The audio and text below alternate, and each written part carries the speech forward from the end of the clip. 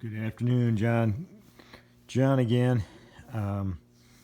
Building a little box here out of scraps and just whatnots. It's another one of those boxes. But I had a crack here in this. Evidently, it must have been a little bit of a, I don't know, stress on that wood. After I glued it, it just popped. And I hated all the work that you do on the dovetail. You hate to just toss it aside, but I had some scrap pieces of cedar that I used for the base. But I filled it, and I don't know what it's going to look like. It's going to look kind of interesting once it's once it's finished. But I'm going to use this for the handles. Little nice straight grain white oak, and this will be the panel. And then these are just pine scraps that I had for the top. I always mark I've always found when I mark the marking gauge to scribble out where you're going to cut.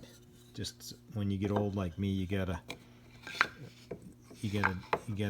keep yourself in line. Like this will come out, and the center.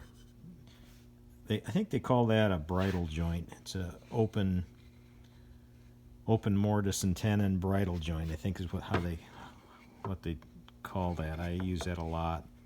I did that on all the doors in my laundry room cabinets and all the doors up in on those shelves that I just made, the built-in for the bathroom. But this will be well, let's see. I'll make the top will be like so. And then the handle will stick out. I don't know if you've seen any of the other boxes that I made. Same deal. And that's the panel. It'll be in the center there. Anyhow, a little imperfection kind of reminds me of the three crosses. The thief on the cross. The imperfection is covered by that one in the middle.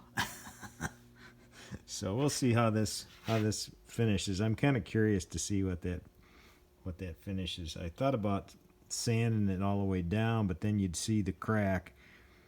But I didn't want to just throw it out. So, because all the time you spend on the dovetails, you hate to just throw it out. It's weird how it just popped. It's just kind of must have been a little stress or something.